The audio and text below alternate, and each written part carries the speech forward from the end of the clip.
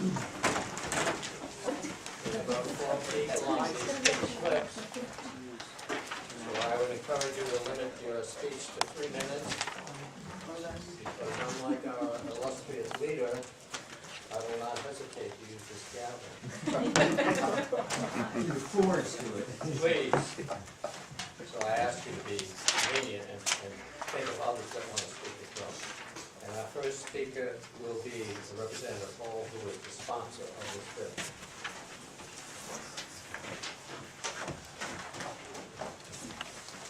Thank you, Representative Chair. Members of the committee, Representative Hall, for the record, I used to be on this committee several sessions ago, and I'm from Merrimack 23. The bill before you is HB-603, having to do with questionnaires and assessments. In general, there's 2 parts to the bill. The first one is a new paragraph regarding something very similar to what we've done for curriculum in the text, which is, in this case, to require school districts to adopt a policy that has to do with statewide assessments. The second section is a small kind of housekeeping change to section 3, and this is all about allowing parents to let their students or let their children opt out of an assessment that they deem is objectionable. I've asked the chair already, and Ms. Hennessy will speak third, I guess. She can speak more clearly to the bill, as she was helping co-draft this. Okay, so if I can't answer a question, I will let her answer it on my behalf. Representative, it's my understanding that there is, even though you're required to take it, if a parent keeps a child home that day, or there's no penalty. Well, this puts it in statute, but then there's no penalty. There was a letter put out by the Department of Ed that basically says you can't opt out, you have to be there, and this was from Commissioner Barry on January 26th. And this just addresses, I mean, this is obviously the legislation was filed before then, but this makes it clear in statute that parents have that right, and schools and the parents shouldn't be penalized. But currently they're not penalized. There is no penalty in statute right now. Then that would be great, then there should be no problem passing this legislation, right? If there's no penalties being incurred right now, and if we accept that as the argument, right, making it clear in statute that there should be no penalties won't be a problem passing this legislation. Any other questions? Thank you, Mr. Chair. Thank you for taking my question. I just want to read quickly the paragraph from the blurb from the Department of Education where it says if a parent keeps their child home, the district should respond as it would with any situation where a parent keeps their child out of school. And the second one, if a student is at school and simply refuses to take the assessment, the school should respond in a manner similar to any other instance. Do you know how the school would respond in these 2 instances? So, if I was a parent and I saw that statement and my child would absent and miss something, the teacher could require that they make up that work at a later time. So I would interpret that as a parent, based on this particular letter, that the requirement to participate in that assessment is still there, and that's why I think this bill is necessary. Thank you, Mr. Chairman. Thank you, Representative, for taking my question. So, just for some clarification, and if it's to all of our understanding that there is no penalty at the moment to be put forth, and there hasn't been put one forth, then why would there be a requirement in order to take the test unless there was a penalty? You're putting this legislation through to simply close the door to penalties. Am I right on that? Allowing no penalties to go through to the student or the school district? I have not kept up with every federal change, but it's my understanding that there's a tie to federal statutes wherein they want a certain participation rate, and the problem is if they don't get that participation rate, that affects how they can critique schools, and there are clearly those on this committee who are probably better judges of the current federal statutes than myself. Thank you. Thank you, Mr. Chairman. Thank you for taking my question. I am assuming, you can correct me if I'm wrong, did this legislation come forward because of all the confusion that is around the smarter balance testing? In Manchester, we had a meeting the other night where parents came forward and the school board did acknowledge the fact that we have a right to refuse without penalty to our children. However, Hooksett had a meeting the same night, and their school board told their parents they have no right to refuse, and in fact, the Department of Education has said there will be legal ramifications for the parents. So could this be, is this why you brought this forward? This is exactly that, and it's broader than just smarter balance, right? This is to any particular assessment, okay? And we already have this regarding curriculum. So, I mean, at a high level, we have passed a very similar bill in the past regarding objectionable material and curriculum. This goes back to Nichols and Dined in America, 4 years ago, if I recall. So this idea that parents have some say in what is going on with their children is an important issue to the parents at large, and we need to continue to allow this into assessments because it wasn't clear from the prior language that would include assessments. No further questions, thank you very much for your testimony. The next speaker is my newfound friend, Tom Raphael, from the Board of Education. Thank you, Mr. Chairman, and thank you for accommodating my schedule again. Good to see everybody again. We did have a State Board of Education meeting on Wednesday, so I speak on behalf of the entire board, and I also have enough written copies for everybody. We testify in opposition of this bill, and I apologize, Mr. Chairman, I may go a little bit more than 3 minutes because I want to make sure I get it right, so I apologize in advance. And having done a hearing last night, I also know that it's frustrating if someone reads a little bit, but I want to make sure I get this right, so I thank you for that accommodation. I believe, and the State Board believes, as does the Department, that HB-603 would introduce confusion into state law. It would encourage parents to think that they could opt out of the annual statewide assessment without actually changing the statutes that make making opt-out unlawful.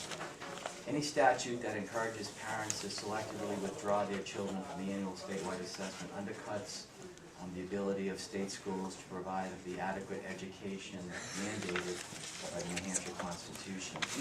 So we urge you to recommend HB-603 and this meeting to legislate. Here's our analysis of the law. The current law regarding assessment is stated in RSA 193C-1, which says, a well-educated populace is essential for the maintenance of democracy, the continued growth of our economy, and the encouragement of personal enrichment and development. Widespread participation in the establishment of statewide education improvement and assessment program is essential. RSA 21, the existing RSA 21N-1(2)E requires the New Hampshire Department of Education to establish a credible process for measuring and rating schools. In addition, the current RSA 193C establishes the statewide educational improvement and assessment program, and Section C6 states that each year a statewide assessment shall be administered in all school districts and the state in grades 3 through 8 and 1 grade in high school. All public schools in the designated grade shall participate in assessment unless such student is exempted. And later today, the department, Heather Gage, will get into more details on this, but we already allow for very specific exemptions, which is not put the reliability of the results of the state testing in jeopardy. So, for example, and Heather will detail these further, these exemptions would include a medical emergency or serious illness as documented by a healthcare provider, a severe emotional distress, or death in the family. So there already is a documented process. So the New Hampshire Department of Education does not have the authority, nor the school districts have the authority to allow students to opt out in a general way unless the student meets one of those exemptions. HB 603 would fundamentally alter the current law. It would require schools to adopt a policy providing an opt-out process. It would add significant administrative burden by requiring development of this new policy, which is not needed because we already have a state policy, but also by requiring districts to provide an alternative activity explicitly agreed upon by the school district and the parent for any opt-out child. So there's a huge cost component. I also say from a perspective of sort of general education, a parent who opts a child out of the assessment would really be deprived of the information about whether the student is succeeding in school and whether the school is meeting the student's need. To the extent that a significant number of parents opted out their children out of the annual assessment, the school, the community, and the state would be deprived of that measure of whether the state is fulfilling its constitutional obligation to provide an adequate education for every child. Therefore, on behalf of the State Board of Education, I strongly recommend HB-603 and expedient legislation. And I have a written copy of it. Any questions? Thank you, Mr. Chairman, and thank you for taking my question. I'm not really sure where to start, but this seems like something that comes out of the Soviet Union. I mean, there's no opting out option for students in the law. Therefore, parents have no legal right to opt out their children opt out. Further, districts' legal obligations supersede parental demands that their child not take the assessment. And then we have here, as you said, under RSA 193-C1, a well-educated populace is essential for the maintenance of democracy. How does I mean, this seems like an oxymoron, democracy, but you can't opt out? Well, there is... Without those reasons, with the reasons that you could specify. Right, and Heather will go into more reasons. Because from a community perspective, you need to see how the education system is working, and you need to do a common assessment with certain opt-out provisions. So this is not the Soviet Union. This is a transparent democracy where it would be great for the community to see how our schools are doing, and the only way of doing that is to have a common assessment. Well, but you don't give them other than the reasons you specified, as far as, what were the reasons here again? Emotional, things like that. What if the parent just says, oh, well, my child's taking it? And so if every parent did that in the community and district, then how would the community know whether the public school function is being optimally kept? Just one quick question. Thank you, Mr. Chairman. Thank you for taking this question. How did New Hampshire determine, well, how were assessments done before this new form of testing? How, out of all of our years of existence, how have we ever assessed our state to make sure, from what I hear, I'm new on the Education Committee, we have an exemplary state in education. So what is the stress on these particular assessment standards that are somehow going to help us better our education system in one part, when in reality we seem to have a pretty good education system? So maybe just explain. Sure. Putting aside, my own view is that the balanced assessment is what's triggered this, and perhaps the Common Core. State statute and federal statute for years has always required a test, one common test. That is not new. We've used the NECAP. We're now moving to the balanced assessment. That's state statute and federal statute, and so there's nothing new there. Can I just ask one more thing? So why did we move away from NECAP? Why are we going to do the testing? Is it better? Is it superior? Is it? Well, there was a process, a lot of educators, superintendents, a lot of input to the Department of Education made a determination that the balanced assessment is more state-of-the-art. But it was done through a process where it wasn't an edict from the State Board of Ed or the department. It was done with collective input from many educators in the community. But testing has always been done. Sure, I know that, I understand. And I think that it's important to do that. And that's the way to judge how the public school system is doing. Did you have a comment, Mr. Chairman? Yes, thank you, Mr. Chairman. Thank you, Mr. Rackfield, for being here again. You mentioned that it was your feeling that parents might be missing out from information about the progress, I think, of the child if they did not take the assessment.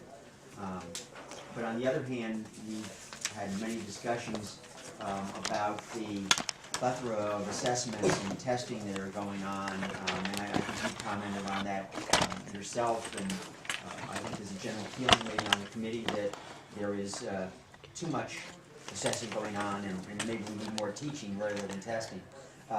So aren't there enough assessments being made during the course of the year for a parent to get reliable information on the progress of their child? Thank you, that's a great question, Representative Cordelli. I think though that the other part of my testimony was the community needs to get a overarching assessment on how their public school is doing. So yes, through quizzes in a classroom and grades and everything else, you as a parent may know how your child is doing, but if you're trying to also get the community to take a look at how the public school system is doing, the only way of doing that is one common assessment. Thank you, Mr. Chairman. I will begin. If we consider an often overlooked part of the Constitution that says the purpose of governance is to improve the general welfare. And thinking back to even before NECAP, we have had tests in place that are common to the whole state. And if we look at the NEAP, we know that New Hampshire is hugely above the national league, which is the only measure. Would you agree or disagree then that our method of testing all of our students in the area of education has improved the general welfare for our students academically? I think a common test is you are what you measure, so from a macro perspective to see how New Hampshire is doing vis-a-vis the rest of the country and to see where we are doing year to year, yes. I do think a common test is necessary to see how we're doing vis-a-vis prior years, vis-a-vis other states, and just absolutely within New Hampshire. Thank you. Thank you for taking my question, thank you, Mr. Chairman. I'm from Manchester, Yes, and sorry. don't suits. No, sorry. We are not prepared for this test. We've had Representative Murtaki come forward and say that Nashua is not prepared for this test. In fact, he's asked at their meeting the other night, their school board is sending a request to you to give them 2 years to implement this test. In the meantime, use NECAP or another test.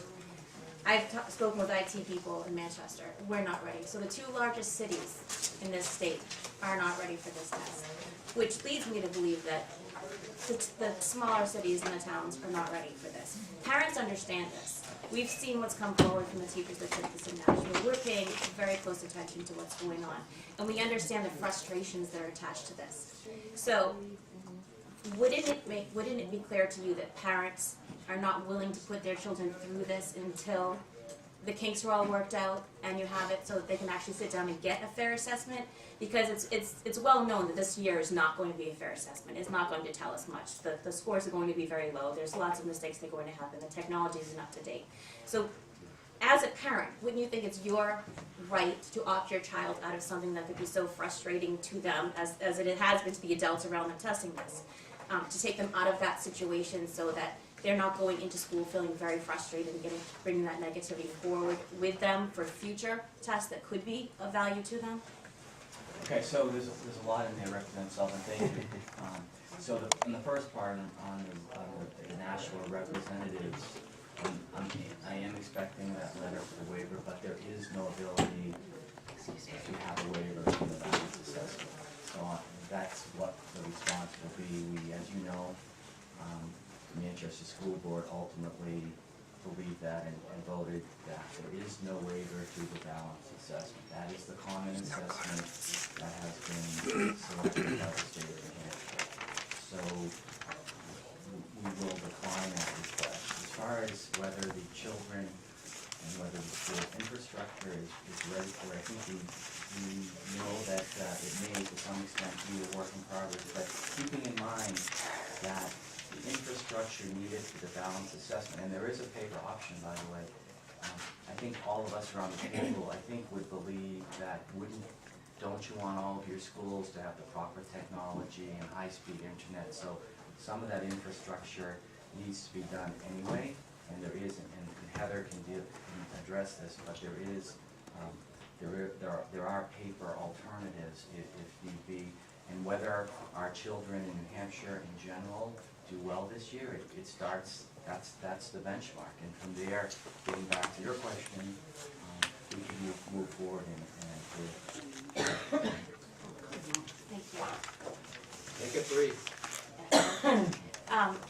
Aside from the technology within the schools, it's my understanding from IT professionals who have taken the test, the pre-test, that the program itself is not ready. And I believe that we have Representative Mataki come in and speak. His doctorate is in technology sciences, and he spoke to that this is still in beta testing, and the program itself is not ready. And the Is that question true? is? Is that accurate? Is that true? That's not my belief. Thank you. Thank you, Representative. I would remind the committee that it's 10:57, and we will be here till 4 o'clock on this issue if we are not more brief. That's in our great. comments. Yes, sir, you're the last one. I'm the last one, all right. So I think for me, at least, and maybe some of the members of the committee, it would be helpful for you to say why there is no option for us not to go back to NECAP this year in face of the pushback you're getting, at least from some, I don't know whether it's a small percentage or a large percentage. I hear it here a lot, but the people who come here are the people who are obviously the most passionate about the question. So what is the reason, from my understanding, that we can't do it? We have selected, and again, that was a process where a lot of educators helped us with the process. We have selected for the next couple of years the so-called Smarter Balanced Assessment. That is what we're obligated by also by the federal waiver and so forth. So we can't grant any waivers to that test for the next couple of years. Now, I'm out in the community just like you all. If there's a feeling that for juniors in high school, we want to go to an SAT and opt out of the balance assessment, that's something that would be seriously considered, but that would be 2 or 3 years out, and we'd have to go through the process. But for the next couple of years, we are with the balance assessment, where you're putting funds at risk, you're going against statute, both federal and state law. But I'm out in the community as well. I've heard that, and we will definitely take under advisement if educators felt that the SAT was better for the 11th graders instead of the balance assessment, we'll take under advisement. By the way, there are a lot of educators who don't want to go use the SAT for the 11th grade because you would actually be more costly. And so you can never quite get every educator on board in terms of what test is the quote-unquote right test. We have selected the balance assessment through a fair process. It can be reviewed in a couple of years from now. Thank you, Mr. Raffio. I'm going to thank you for your testimony. I'm going to suspend it now. And we're over time, so I have an option here to recess this until we get into the other bills, if it's going to take any longer than this. Is there any objection from the committee? Yes. Yeah, I'm just concerned about these, parents and members of the public that have. You want me to continue? Yes. Yes. They may have written testimony which could be accepted in lieu of. But they may not I'm also. not going to spend more time on debating the debate. I'm going to allow You know us what? to continue. But You if might you get have written elected again. testimony, please pass it in and speak for 1 minute on the main object that you're trying to make. And I'll begin with the New Hampshire Family of Education Historic Centers. It's unreasonable. Good morning, Chairman and members of the committee. For the record, I'm Doris Hornsey, I'm from National. I just want to start by affirming what Representative Moore said. The needs of the state do not supersede the rights of the individual. That's what our country is founded on. So let's try to get back to first principles. There are 3 sections of the bill. The first one exempts from public disclosure the right to know any requests made by parents for these exemptions for assessments, questionnaires, or surveys. It protects privacy Also, for housekeeping's sake, there's an exemption from the bill for 542 that was never put into state statute. That's in section 1. Section 2 requires the policy for an exemption for statewide assessments, questionnaires, and surveys without penalty upon the determination that the parent says that these are objectionable materials. The third section ties it together by saying that there's no penalty for students and parents, and there's no penalty for the districts. There's a 95% participation rate. This is what's got this whole thing in a hubbub, where we get daily messages from members of our organization across the state saying that we tried to refuse, like we've been refusing for decades over the other assessments, kneecaps, you can refuse, but now all of a sudden this year, we have these technical advisories that are currently circulating. And so when they opt out or refuse, they're being met with intimidation and suppression of their rights from these directives from the commissioner. She issued multiple technical advisories, essentially instructing the districts and administrators to bully parents. The commissioner acknowledges that there's no laws under which to punish parents who refuse to allow their child to participate in smarter balanced assessment.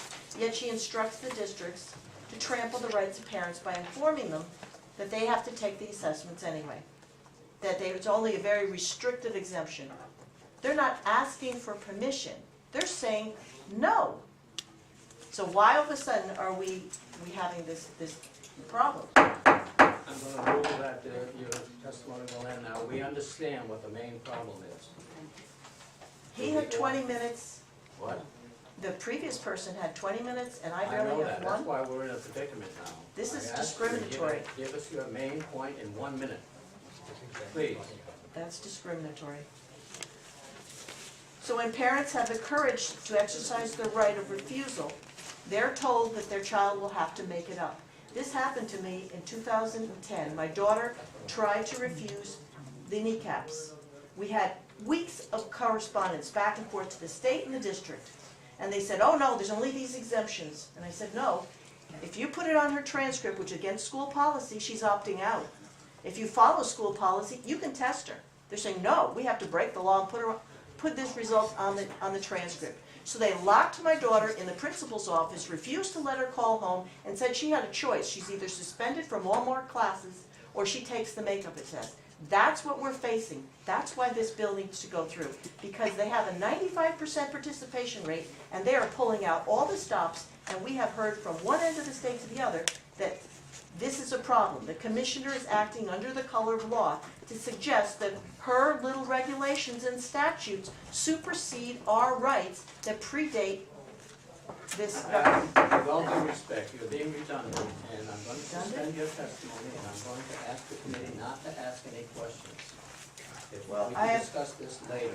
One more thing that I'm submitting, I'll No, give. madam, I have made a ruling. Okay. Next witness will be Deborah Blaisdell.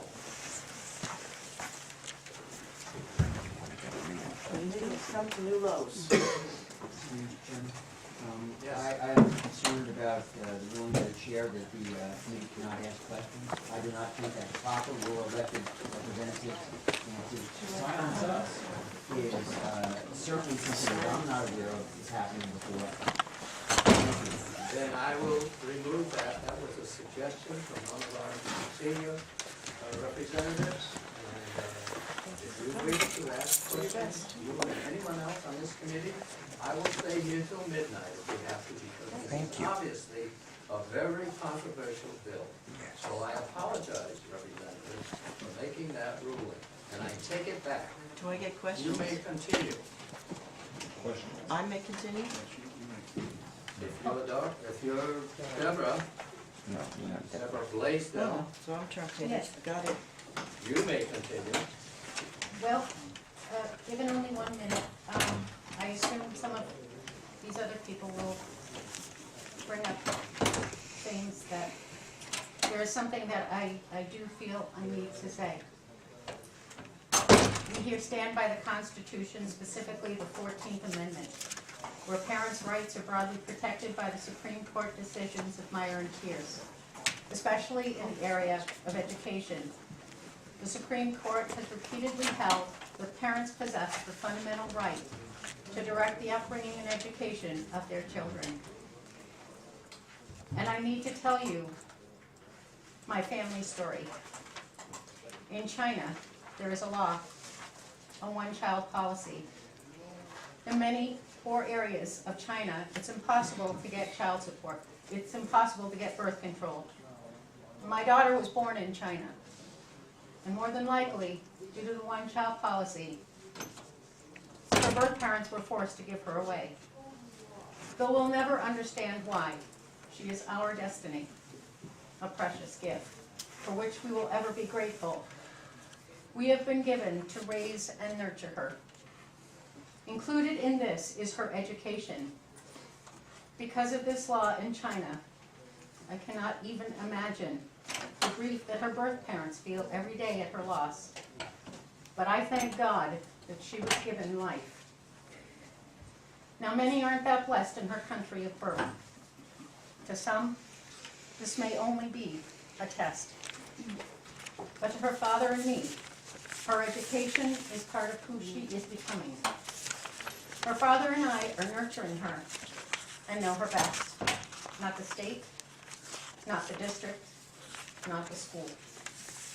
And it is up to us, as her parents, first and foremost, to see that she gets the best education that we can find for her and give to her. Thank you for listening. Thank you very much for your testimony. Are there any questions? Hearing none? The rest is in my written testimony. Thank you. Thank you. The New Hampshire School Board Association, Dean Mitchell.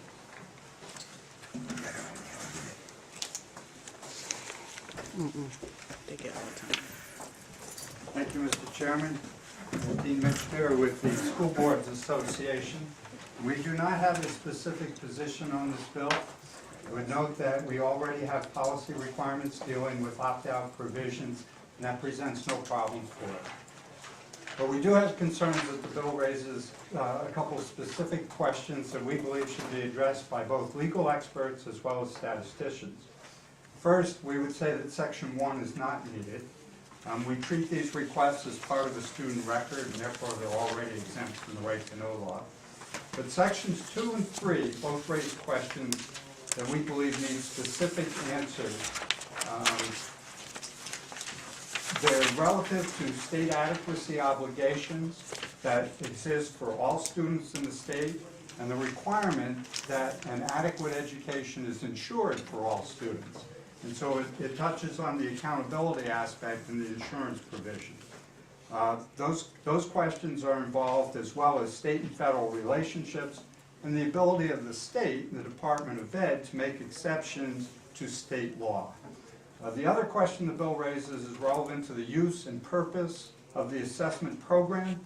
Assessment results can only be used for statewide conclusions and therefore determinations when we have full participation. Self-selected samples do not provide the data for meaningful conclusions and interpretations. And the answer to that question is also tied to that Supreme Court ruling on ensuring the provisions of an adequate education. And with that, I'll close my comments. Thank you. Any questions? Thank you. Hearing none, we'll go on to the next Mr. witness. Chairman, Yes. could I implore you to allow folks at Tracy to come back and let us ask questions to her in the interest of fairness? Simply so that we can ask questions You want to invite them back when? Now. now. Second that. Just that one speaker. Speak. Because although I don't disagree with curtailing the amount of time, I think it's unfair whether I agree or disagree with her or what she may say, that she was deprived the opportunity of having us ask her. With all due respect, Representative Brennan, can we wait until we hear the others who have come to testify on this bill and then ask that speaker to return? Well, I obsess about fairness, and I think that is a disconnect between her testimony and our asking questions. But I will simply express my opinion, and if it doesn't happen. We have a second. And the ruling will be that we will invite her back when the others have had their say. Thank you, Mr. Chairman. Amy Wyman. Thank you, Mr. Chairman and representatives, for hearing my statement. I just want to say I'm from Deerfield and I'm a grandmother and my children went through the New Hampshire school systems, and this is different. This is not just a test. This is connected to Common Core, and there's been a groundswell of controversy over that. I don't remember ever objecting to my children's kneecap testing or Iowa test when I was a child. So this test has not been organic, it's not grown up from the ground, and as a citizen, I trust that you, as legislators, will use your power to not gradually take away the parental rights. That's what I worry about, and I worry about my grandchildren. And these tests are not infallible. What about their home life? Did they eat breakfast? Did they have some trauma in their life? Did they lack motivation? What about the language problem? There are so many reasons that you can't just rely on a test. And it should be voluntary. This is, I thought, a free country and a wonderfully free state. And there will always be good reasons to have a test, always. But unintended consequences, that's what I'm worried about. And I'm worried that if it's so good, why does it have to be forced? Exactly. So, bottom line, parental rights should come first. Please consider the children. Really, I just love children, and I'm just very, very worried about this whole direction of top-down legislation onto the parents. And a lot of parents do not do the research, and so we're here to speak for them and for the children. Thank you so much. Thank you. Any questions? No. Thank you. Next speaker, Anne Marie Banfield from Cornerstone. Good morning. For the record, Anne Marie Banfield with Cornerstone Action. I kind of want to just, before I start, remind everybody what Commissioner Berry had told this committee about a month ago, that no superintendent in the state wants to administer the Smarter Balance except for one. Obviously, our superintendents see a real issue with this. And that $4 million was spent in Nashua on computers that are going to be outdated, what, in 2 years? Woo.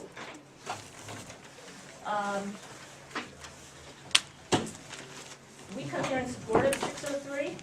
Almost daily, I receive emails from parents who are informing me that their school administrator is attempting to deny them their parental rights by rejecting their notification to opt out of the Smarter Balance. Some parents in New Hampshire do not want their children taking the Common Core assessments for various reasons. They're citing privacy concerns, data collection, psychometric testing. As you know, several months ago, I made an inquiry to Commissioner Berry, I believe I copied all of you on it, on parental rights to refuse the standardized assessment. The technical advisory was issued, and I thought this would actually clear up the confusion, although it seems to be adding to the confusion. And in that technical advisory, it said that there are no laws in the state of New Hampshire or rules at the New Hampshire Department of Education that would penalize a student for not participating in the statewide assessment. Additionally, the same is true if a parent determines that they would not allow their child to participate. So they have the right to refuse. This is a parental right. This is not something that the government or anybody on a school board or a legislator grants us. This is a fundamental right that we have as parents. This seems easy to understand, yet many parents have been saying that their school administrators are telling them that they have no right to opt out their children from these Smarter Balance assessments. Some parents are also being told that they need to take a formal request directly to the Department of Education to ask permission to opt out of this assessment. I want to be clear that many of the parents are in no way seeking permission from any government organization to exercise their parental authority. However, they are concerned by the disregard for parental rights. Will the school ignore their refusal and force that child to take this assessment if they attend school that day? This is a concern parents are now facing. HB-603 puts into statute clarity. The No Child Left Behind testing and accountability craze has left school districts battling with parents instead of collaboratively on matters involving their children.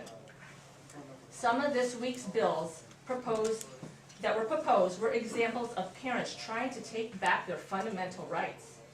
I believe this is a result of a system that was once based on mutual respect that has seriously and systematically deteriorated. Schools are now in this race to meet participation rates, and parents are trying to protect their children from methods that are clearly harming many children. I'm going to submit an article called 8th Grade Science Teacher Compares Common Core to Child Abuse. Thousands of parents are now refusing to allow their children to take the Common Core assessments in New York. Why? Because teachers are speaking out. They're doing it in our own state. New York is about a year ahead of New Hampshire in administering Common Core assessments, and the resistance is not only coming from parents, but from teachers. Teachers are speaking out to the damage that these assessments are doing to their children, and started a group called the Teachers of Conscience Movement. The movement has just begun in New Hampshire, and teachers like Kelly Tamboris in Manchester has described the negative impact that these assessments are having on children in the Manchester schools. I met with a principal this week in one of your districts, and I keep information confidential when I meet with them, but I can tell you it's in one of your districts. And his biggest concern was that children will feel stupid when they take these assessments, and commented on how the teachers with graduate degrees were having trouble figuring out some of the math questions. You've all, I'm sure, have seen them. I know that last year many parents presented some of these examples. Why? Because the questions are confusing the teachers with graduate degrees. And he knew there was no way a child could figure out what is being asked of them. Teachers are now describing Common Core assessments as a setup for failure. And within this testimony, there is a link to teachers who are speaking out, and they call this a setup for failure. Parental rights are affirmed in the U.S. Constitution, and the Supreme Court has upheld those rights. Your duty is to uphold the rights of parents. Government does not grant us those rights. You are to uphold them, whether you sit on a school board or whether you are an elected legislator. These rights are to be upheld, and we're not seeing that. We're seeing systematic parental rights be eroded. I am also going to submit a notice from a parent in Hudson who's the school's pushing back, not allowing them to opt out. For people who are concerned about, can my child actually be, how do we know that my child's learning? I'm going to just read one sentence from a teacher who is in New Hampshire, who lives in New Hampshire and teaches in a different district. And she's opting her son out of the assessments. And she writes to them, they can be assessed with performance-based assessments, teacher-made materials, portfolios, and project-based assessments. So there are ways that parents will know whether their children are learning or not. I just encourage you to start looking at this legislation. We had legislation earlier this week on parental rights. Your duty is to uphold them, affirm them. That's what the Supreme Court does. That's what we do with legislation. This is not a local control issue, as some would argue. This is a parental rights issue, and that comes whether from the federal government, the state government, or the local government. I thank you. Thank you very much. Any questions? Let me remind you that it's 20 past 10. We still have 5 more speakers to go. Reference to committee's request, I will not be rude and interrupt anyone who is speaking over the 3 minutes. The next speaker is Laura L. Azam. Yes. I don't recall that there was a committee request against the 3-minute rule. There was a committee request against barring us from asking questions, which I believe you have seen. I agree. Yes, sir. Thank you. I agree to. My name is Laura Alazam, and I live in Londonderry. I have 5 kids from the age of 9 to 14, and this matter has been a real concern of mine for the last couple of years. I wanted to address the question of why this problem is coming up now, what's the hubbub, what's the problem? And the answer is that the Smarter Balance assessment is radically different from assessments that have come before, in that it seeks to gather over 400 data points on personal attributes, attitudes, and other psychometric data. If you want to Google CEDS, Common Educational Data Standards, you'll see the kind of questions that they're seeking to get answered through this process. Now, they're supposedly, because our law in New Hampshire requires it, going to score these sorts of attributes and attitudes objectively. I honestly don't know how any test can do that, and I find it a little scary that anyone would try. But that's what they're going to do.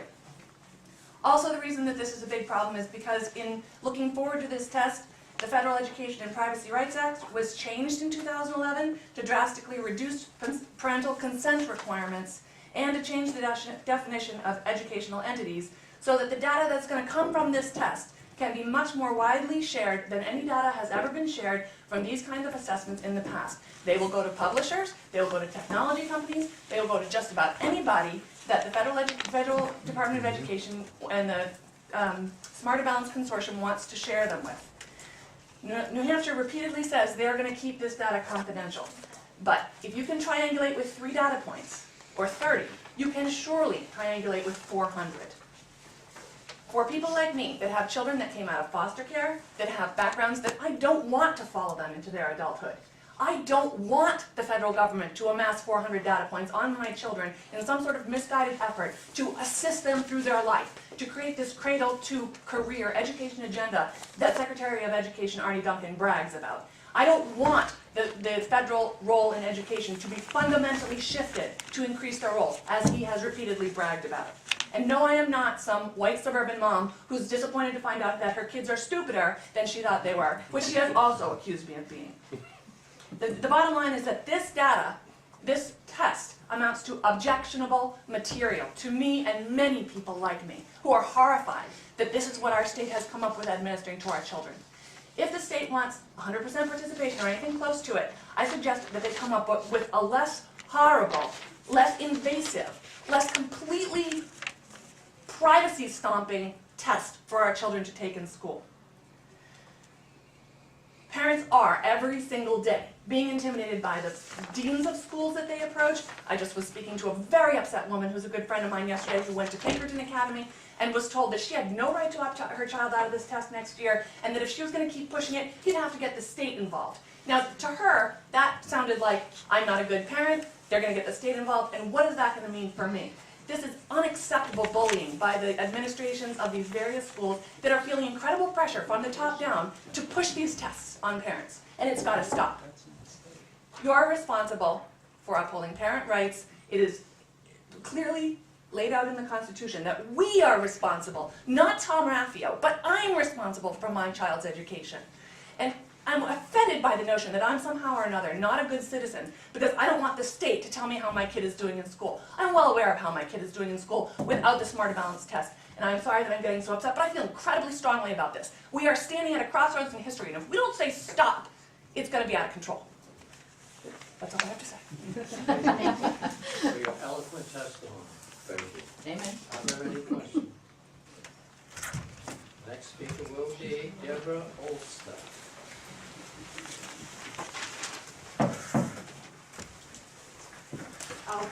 Thank you, committee, for hearing us today on this bill, HB-603, Deborah Olster from Manchester. I love what Manchester's doing right now. We just had a meeting in curriculum instruction where they have acknowledged parental rights, because there were parents there testifying that you will acknowledge our rights, and you will not bully our children, you will not force them to take a test that we object to. Now, to answer Representative Frazier's question about the course material exemption, that, oh, parents already have the right. Unfortunately, I did not pass out to you today the January 13th advisory from Virginia Berry. I only passed out the January 26th advisory. But on the January 13th advisory, she says, this law specifically states that a policy must be developed allowing an exemption to specific course material standards. State elected development are neither course nor materials. Rather, the standards set forth the minimum skills and knowledge by grade level that we want students to master. In addition, the statewide assessment is not based on a course, but rather an assessment of the knowledge and skills that students have gained throughout the year. Therefore, she quotes, I'm quoting her, RSA 186:11, 9, Roman numeral C, does not authorize districts to allow students to opt out of standards and or statewide assessment.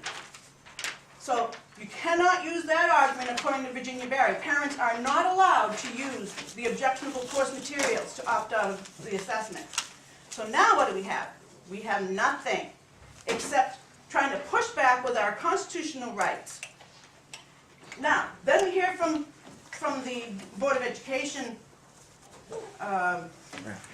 director, or no, chair, that the state has a compelling interest. Now, I'm no lawyer, I'm a mom, I wish I had grandkids, but right now I'm advocating for other people's kids. Since they don't have time, since they're working, trying to make a living, that this compelling interest thing that Virginia Barry's saying in the advisory of January 26th, the Supreme Court has said that the compelling interest is normally for safety reasons, not for control or indoctrination of our kids. So please let the commissioner know through HB-603 and Chair Raffio that the compelling interest, we'll take that up in court. The parents of this state will not back down. I don't know how many are going to stop having their kids tested on the 16th of March, but the movement is growing all over the country. We don't need to have this contention with our Commissioner of Education in this state. And right now, she's considered the Gestapo. And we won't tolerate her bullying as citizens of this state. So please put her in her place. Adopt HB 603. The state has no compelling interest to say what she says here, that supersedes our parental rights. And also that the materials section does not apply. The objectionable materials section does not apply, because she said that in her 13th of January advisory. And then the parents. I have another example today in Portsmouth. The principal, John Stockel, if anyone's from Portsmouth, okay, John Stockel, the principal of the middle school, just told the parent that her opt-out refusal, her refusal form is not accepted. And they gave her Virginia Barry's technical advisory from January 26th and said, here, put that in your pipe and smoke it, you don't get to refuse. Thank you. Thank you Wait for questions. telling me like that. I appreciate it.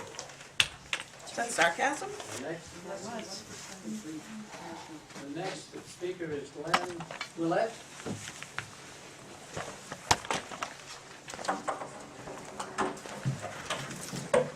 Good morning, or is it afternoon yet? We're getting there. My name is Glenn Willett. I live at 112 Auburn Street in Manchester, New Hampshire. I think we need to make it clear that last year, Manchester took out a bond for $2 million to buy computers to educate our kids.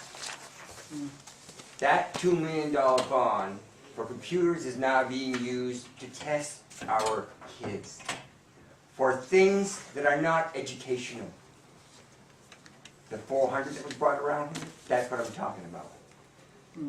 Also need to understand that in Manchester, we are not only the biggest city, but probably the biggest school district in the state.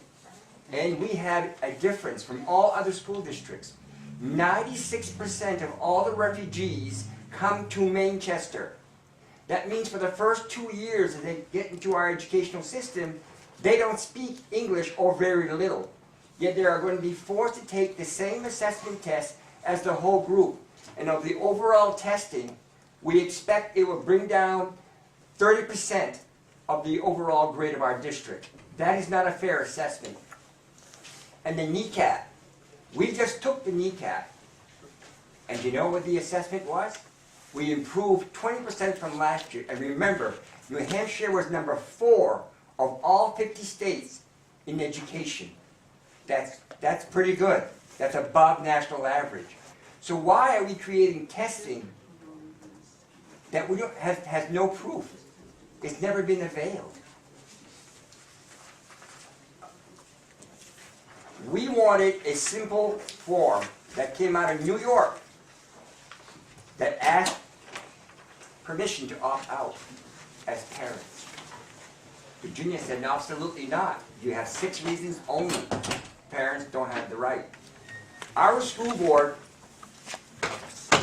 a week and a half ago, had a meeting. They changed their position from having this form for parents because of Virginia, Barry, and the State Board of Education. And last year, they withheld nearly $5 million for 3 to 4 months because we were not following their rules. So if you think that money will be withheld, it's happening. This year we were told that if we don't go through this assessment, we could lose as much as $20 million.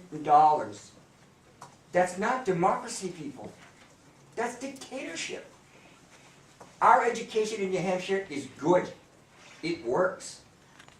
Why are we playing with it? This Common Core thing, for one thing, has never gone to the state legislature for approval.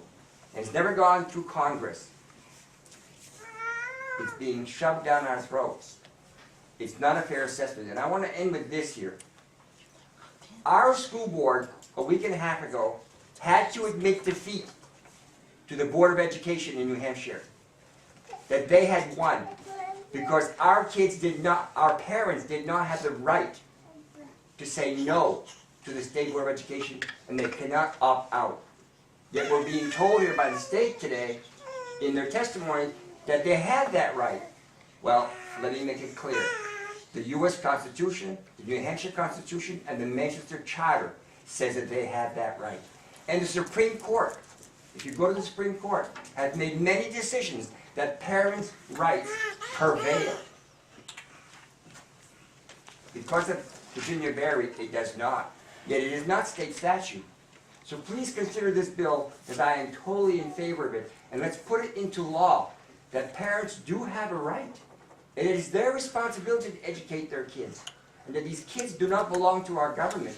They belong to their parents. And that the parents are paying for this education through taxation. Thank you. Any questions? Thank you very much for your testimony. I want to apologize to the last speaker for being sarcastic. I was defending this committee because I felt for a moment like the witness was preaching to the choir, and I would remind the public that these are all dedicated, committed to education, highly intelligent people. And we know what the Constitution is. We know what the state law is. This bill is an attempt to make that change through the House of Representatives, because the House of Representatives does supersede the Board of Education as far as their authority is concerned. So I apologize, Madam. Thank you, Chairman. My rude, sarcastic remark. Next speaker is Stephen Reardon.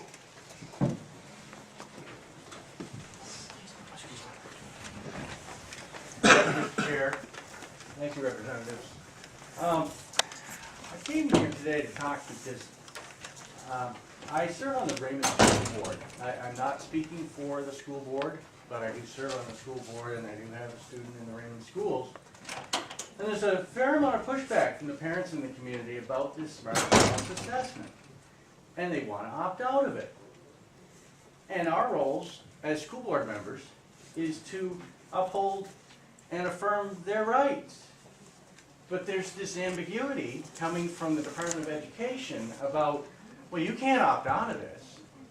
And then the state comes in today and says, oh, yes, you can. And then an advisory says, well, no, you can't. The whole thing is ambiguous. This is insane. We need to be able to recognize that the parents' rights do come first. And if it takes a bill like 603 to do it, then that's what we need to do. This is absolutely absurd that we're at this point. And every time that you think it's going to be cleared up, and Ann says we're making progress, and then something comes up and it's blown up again bigger before than it was in the first place. Pass the bill. This is about parental rights. This is about an ability for parents to be able to dictate what their kids are going to be exposed to. There are 400 points that are going to be assessed here. They have nothing to do with, the security of the state. This is absurd. And parents know it. And they don't like the Common Core. And they don't like the, we put the smarter balance, it's not exactly directly related to it. It's, of course, it's created from it. It's a very clever way to separate Common Core from the educational assessment of our students. But who's kidding who here? We're all adults. We know what's going on here. And our parents know what's going on here. And this is absurd. Provide some clarity, please. Remove the ambiguity. This commissioner is out of control. That's right. Pass the bill, please. Thank you. And thank you from the parents of Raymond, who also have a lot of issues with this. Thank you, Mr. Chairman. Just a quick question. What's the official position of the school board? Very good question, Representative. We're not sure how to take a position because the administration says that they have to uphold what the resolutions are stipulating that is then being conveyed by the Department of Education. So that's where the ambiguity is. The Department of Education, it appears to us, is sending out mixed messages and primarily saying, you don't have an opt-out no matter what.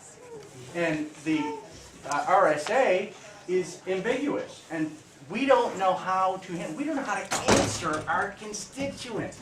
They ask, how do we opt out of this? We say, we're not really sure if you can. How lipless are we? This is ridiculous. We don't know, Representative. We don't know. Anybody else? Any questions? Yes. Thank you, Mr. Chairman, and thank you for your testimony today. As a legislator, I feel that I'm deciding this issue in the dark. When I talk about this smarter balance assessment test, is there anybody in this room that can produce a copy of this test and furnish it, okay, because we got to decide this issue in the dark. And I would like to see what is so objectionable, and if I agree, I could support your position. And I've been listening to this for 2 days now, so if anybody else wants to step forward, if you can get a pirated copy, a downloaded copy, I'd like to see what the heck we're talking about. Representative, that is a terrific question. I have attempted to get a copy of the Smarter Balance Assessment Test so that I can actually see what this is. And all that I can get is samples. All that I can get is, this is what it might be. This is an example of what it is. But there are plenty of issues that are relating to the fact that there are issues of privacy involved here. Parents have the right to know, and it's not something they have to ask for. That's what's really confounding about this. Why is anybody asking to opt out of this? If you don't want your kid to take it, you shouldn't have to take it. You don't have to ask permission. Where does this come from? I think you get your point. Thank you, Mr. Chair. Testimony. I would remind the public that you're to speak on the bill alone and not, I'm try not not to mention other people and criticize them. That's not part of your testimony. I wasn't aware I did that, Mr. Chairman. Thank you. Are there any questions? Hearing none? Thank you for your time. Thanks for your time. Question from the audience? We can't. No. I'm sorry, the rules say no. Heather Gage is our next speaker from the New Hampshire Department of Education. We have saved the best till the last. For the comments. Thank you, Mr. Chairman, and good morning, members of the committee. I have testimony here, and I'm going to pass it out. I think a lot of what you would expect me to say, you've heard many, many times before, and I want to respect the time of this committee. I will say that some of the things, it breaks my heart, some of the things that you're hearing today. And some of the things I'm hearing as I'm sitting here behind me. We do everything we can to do a really good job for the citizens of this state and to be good stewards of the taxpayer. We try to answer questions in a very timely manner. We try and do the best we can. And I think we probably do better than most because we are a very close-knit community in New Hampshire. So we're very, very lucky with that. And with that, I'll pass out my testimony and be happy to answer any other questions. Thank you very much. Question? Yes, thank you, Mr. Chairman, thank you for taking the question. My concern on the assessment, maybe you can help on it, we understand, and paraphrasing what Representative Smith said, we asked last year if we could go take the sample test and we were told no, and that's something, a lot of this would be gotten away with if we could have. But one of the problems is, we understand that the smart balance is also an adaptive test. Now, if it's an adaptive test, how can you then compare one school with another? Because they're not taking the same test. That's not the way assessment works. So let's first, do you know who told you no? Because the practice test is publicly available. Anybody can go online and take the practice test. In fact, I believe. Well, that's not the actual test. It is an example of what the test will be. Of course, this committee, Mr. Chair, I would really like some respect from behind me. I think I gave that when other speakers were up here. So when this committee has been very clear with us, and we absolutely believe that that this assessment should be valid, reliable assessment. Right? We've had lots of conversations about that. If we were to give out the actual assessment before the test was given, it would make it an invalid assessment. I think anybody who knows about assessments would, or even if you don't know about assessments, would agree with that. That's why the released items and the practice test is available for folks to be able to use so that they can get an understanding of what it looks like, what it feels like, what the accommodations are within it, and all of those kinds of things. So that's been available for quite a long time. So if you could repeat the second part of your question, I apologize. Well, the adaptive part. So sure. So every test that is being given is based on standards, right? And so what we'll be able to discern from that is how students have mastered those standards, the skills and knowledge that we expect from them in the particular grade levels, and that's what's comparable from test to test, from grade level to grade level, is how kids are doing on mastering those questions that are being asked of them. So the adaptive piece says, okay, so I'm going to answer a particular question, and I struggled with that question, so it's going to give me a lower level, not the best way of saying it, but a lower level question, so that I can try and answer that. If I do really, really well on that question, then it's going to go to a higher level in the next question to be able to see how far I can get within that span of skills and knowledge that we want for a particular skill level. Thank you, Mr. Chairman. Thank you for taking my question. I think you may have been here last year when we had HB-603, which was Senator Cataldo's bill. And we amended that bill, which was passed into a law, that took out from the New Hampshire test all types of what we call disposition for learning questions. And yet, we still hear that that's in some tests people are looking at. But that's not the New Hampshire test, is it? No, sir. The Smarter Balance, in fact, the last session, and I'm happy to send it around again, I've sent it around again this session, we're very, very clear that dispositions were not to be tested on the Smarter Balance assessment. When we started hearing that people were seeing smart, dispositions being asked, we went directly to the Smarter Balance Consortium, asked all the states. We worked with the folks that were working with us on developing the assessment. We said, we want clarification, that we want confirmation, rather, that dispositions will not be asked those type of questions on this assessment. They sent us a letter specifically for this committee last session, and we passed out that letter, and it said, we are not going to be asking disposition questions on this assessment. And I'm happy to provide that letter again. Would you please? Sure.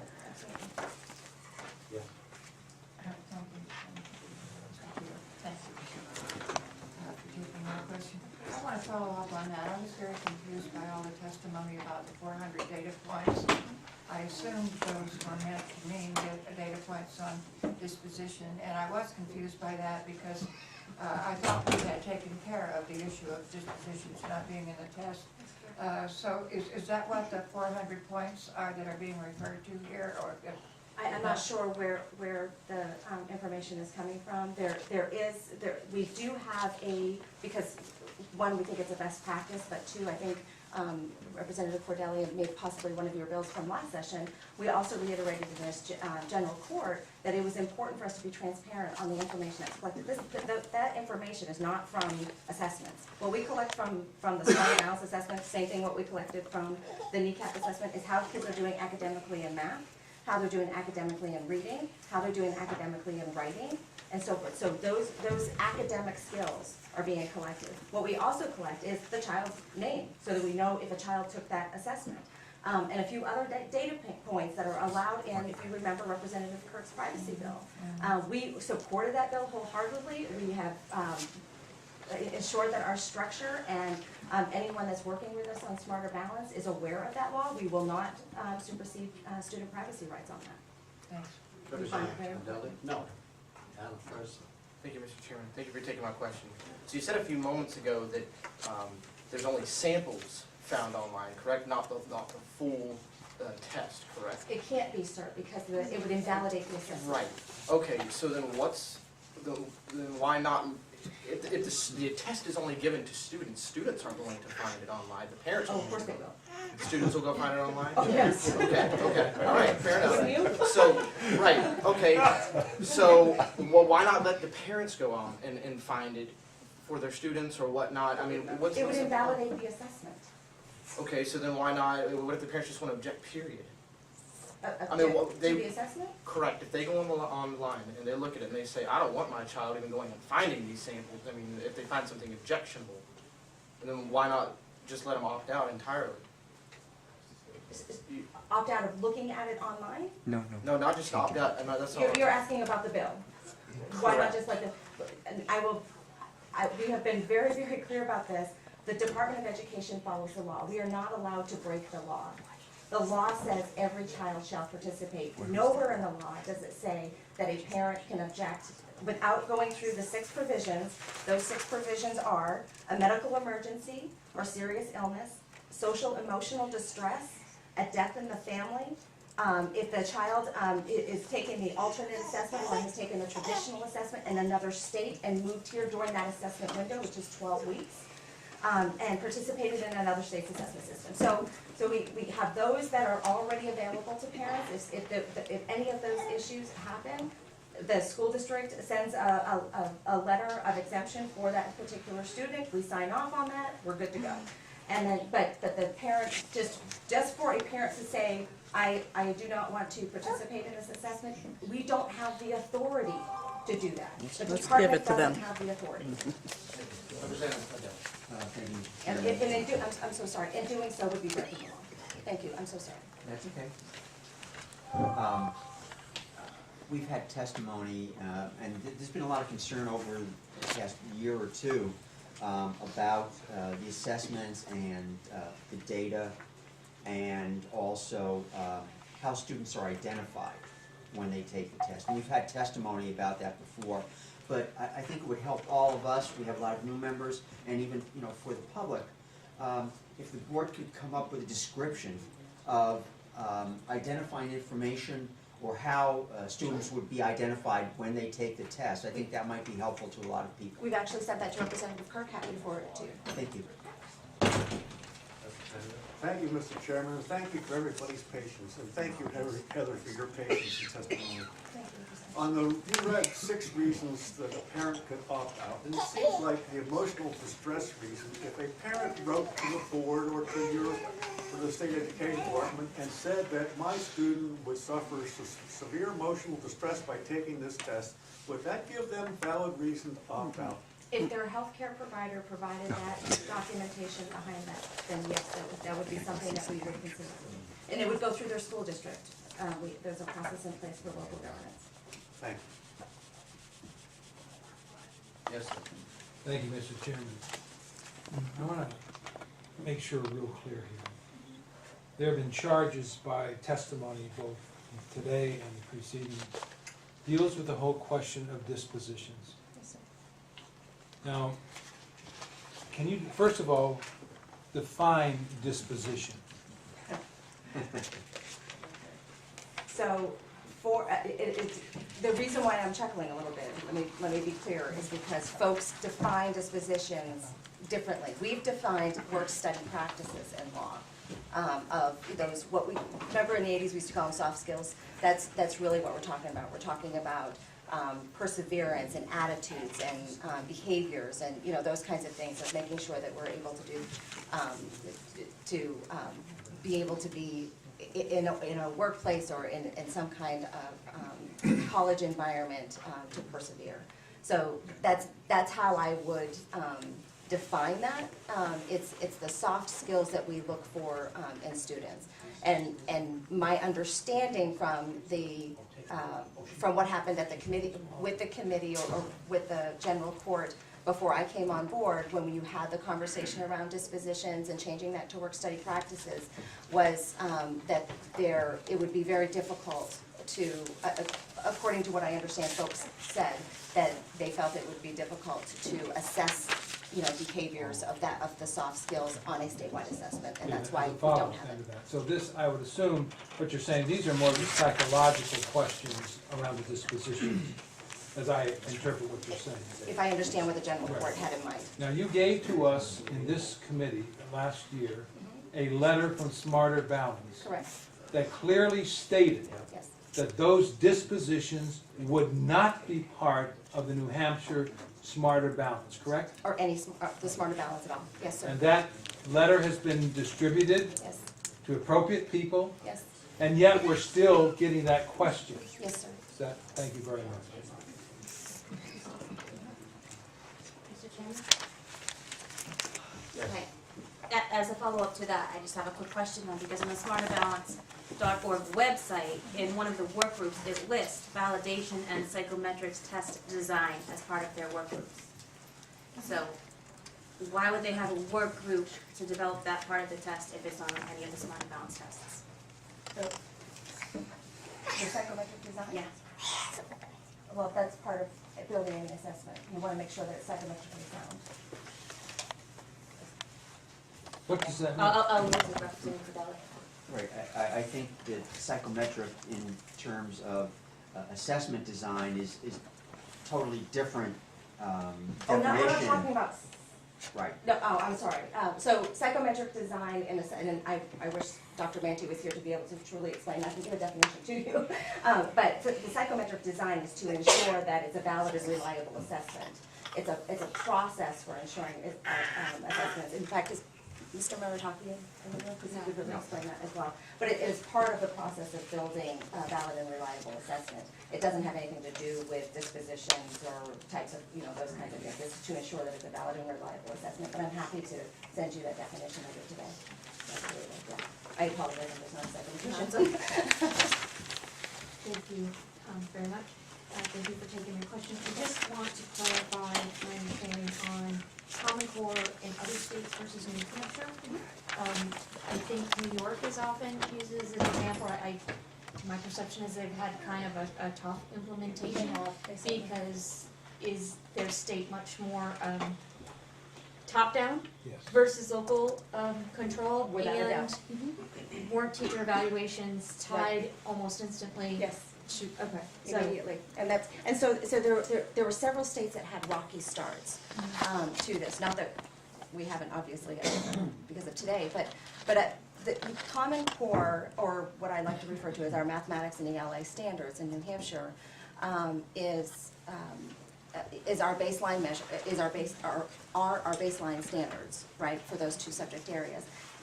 We adopted those back in 2010. School districts can, and some of them have, adopted those and or implementing those and have been for the last 5 years. Some of them have come on board, late, just maybe in the last 2 years, and some of them aren't using them at all. And Manchester is always a really great example of that. They have their own Manchester standards, and we have other districts that have their own standards as well.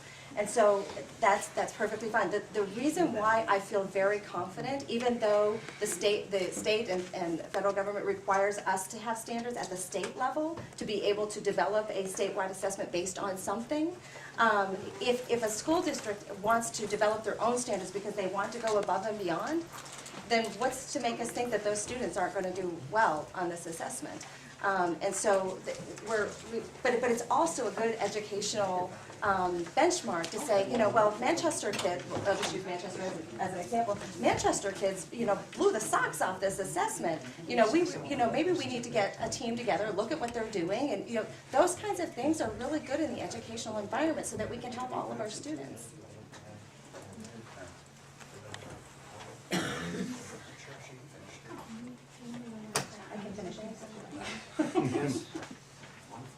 Do I get the final question again, Mr. Chair? Go ahead. Thank you, sir, and thank you, Heather.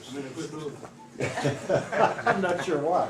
So, my question is, can you shed any light on the testimony that we've been receiving, including from our own member here, about the various answers parents have been given regarding their right to opt out? It seems to me you're very clear that the state says, no, you cannot opt out except for those 6 reasons.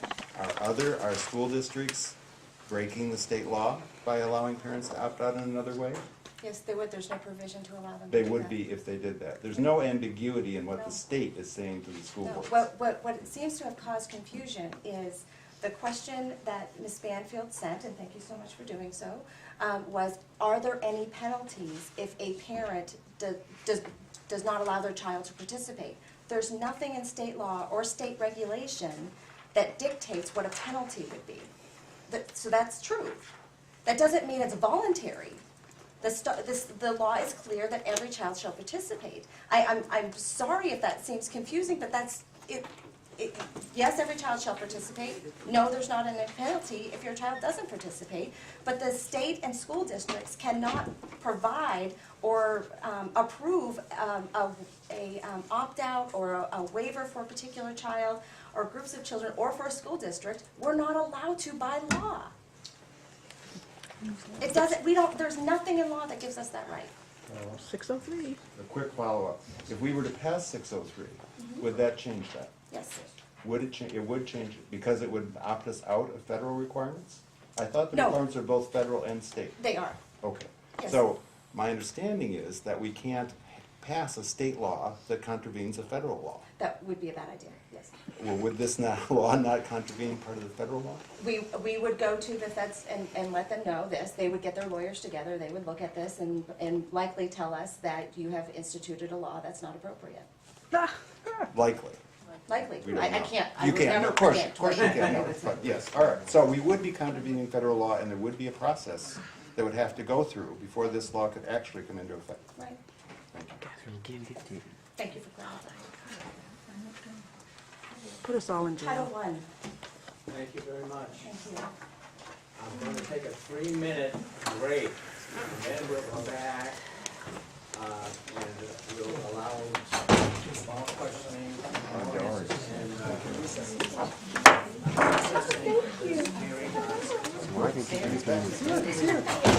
Yeah, my turn.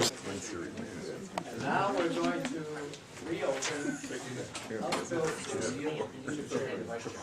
Yeah, I'm going to reopen House Bill 603. Questioning that we said we would allow you and the other members on the committee to ask you, please come forward. Okay, this is House Bill 603. We have one more person to testify. Thank you, Chairman. Question. It's just a question. I thought I was allowed to continue my presentation because I was so abruptly terminated. So I would like instruction. Okay, well, are there any questions? That's not what I asked. No. I asked, may I continue my presentation? Because I was abruptly terminated. The department got 20 minutes, the state board got 20 minutes, I got 1 minute, and I got terminated. Okay, would you please continue? Thank you very much. Yes.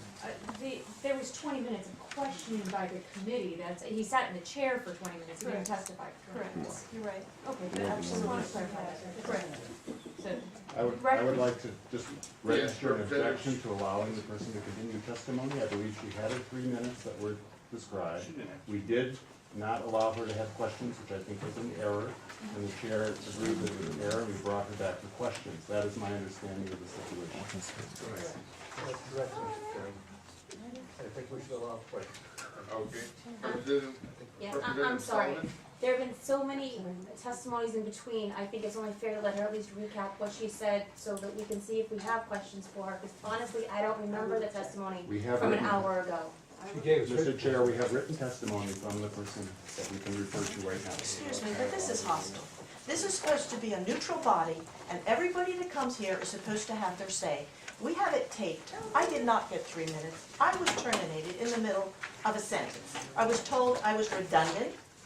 I was told to pass in my testimony, and I wasn't going to get questions. If we're not going to proceed, I'll just go to the majority office and take my complaint there, because this is absurd. So, Okay, you're one always way, welcome to do that. However, I would, not having been here when you were testifying, giving you the benefit of the doubt, I'd like you to go ahead and continue, but please try to keep your remarks outside of what your written testimony is, because we're way behind. interesting. And I understand that the prime sponsor asked that I would come up and explain the bill, and I think it was unwise to terminate. Number one, someone said something about smarter balance and dispositions from their own website, and I quote, "Smarter balance recognizes that college readiness encompasses a wide array of knowledge, skills, and dispositions, only some of which will be measured by the smarter balance assessment. Dispositions are on there. There's many people that argue one way or the other, but they are on there based on their own website. They're not clearly prohibited in state law. There was a removal from proposed legislation that is not the same as a prohibition. Parents do not have any assurance that they are not in there. There is only one and only one smarter balance, not just New Hampshire's smarter balance. So what we get in New Hampshire is not catered just to our restrictions. It's a universal test.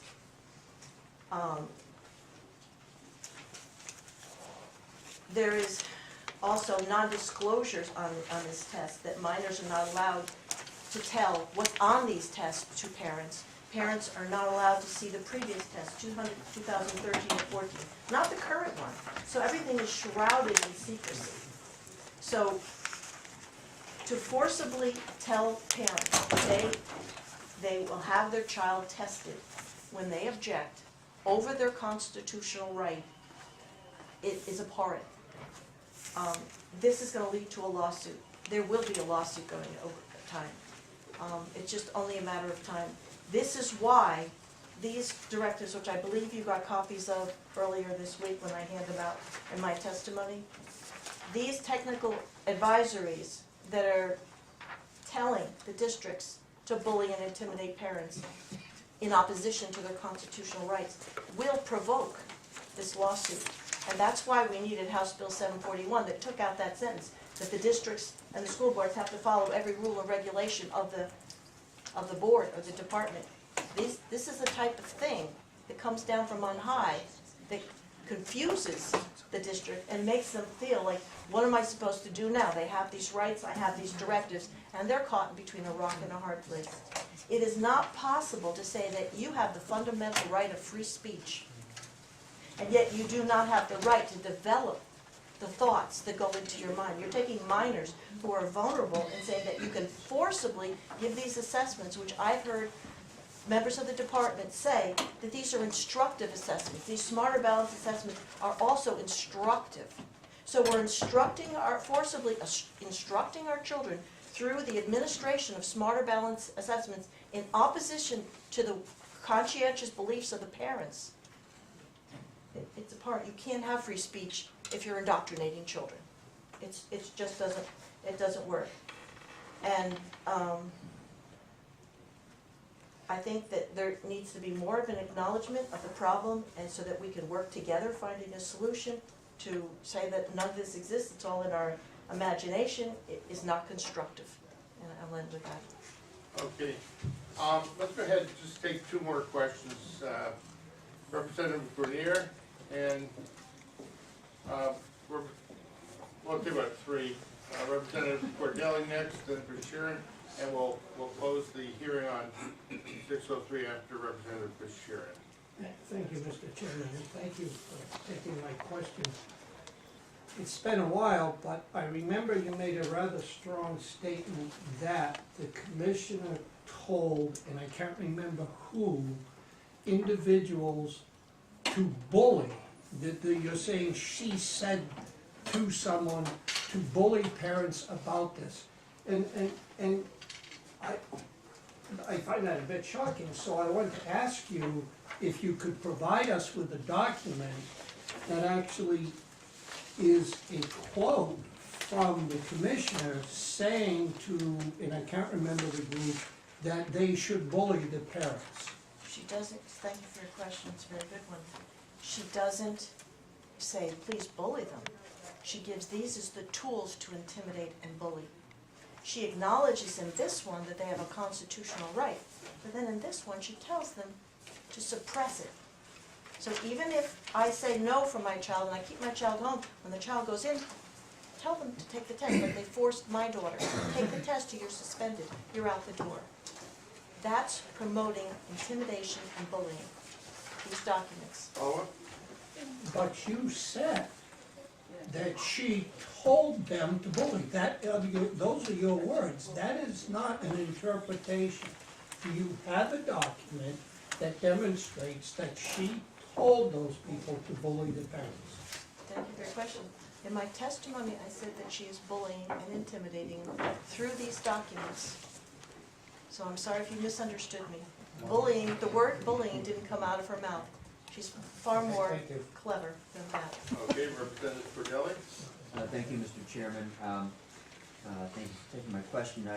You mentioned a page on the Smarter Balanced website where it did seem to indicate that there was still dispositions involved. I was wondering if you had that, if you had a screen print or a link you could send to the committee? The gentleman right here has it. I just copied it down from him, but I will get you that link. Thank you. Okay, Representative Bashirin. This is a follow-up to Representative Cordelli's question, because in the letter to Deputy Paul Leather from the Smarter Balance Assessment Consortium, there's a paragraph that has what you say is on the website. You didn't read the next sentence. I presume this is on the website, the whole thing. I would imagine. That has an underlined sentence that says, as a result, Smarter Balance narrowed the focus of its college readiness definition to content readiness in the core areas of ELA literacy and mathematics. In other words, they have stated right here that what you are afraid of is not happening. And yet you come to us and cite the first part of this and don't bother to read the second part. May I ask you if I should not consider that misleading testimony? Thank you for your question. I don't think it's misleading. I could read those two sentences together and still come up with a conclusion when they say only some of which will be measured. They're saying knowledge, skills, and dispositions, only some of which will be measured. Because there's a wide array of these three items, only some of which will be measured. And they then go the on to second qualify. sentence They tells you go on which to ones are qualify. going to be measured. It does not say, excuse me, Let's but limit conversation. I'm sorry, excuse me. Sorry. it does not say that there are no dispositional questions in that. We haven't been able to see them. We need reassurance, and I am sorry that you feel that way about what I'm doing. I don't think I'm misleading. Okay, I'd like to go ahead and close. Okay. Let's go ahead and close the the hearing on 603. Thank you very much for your testimony.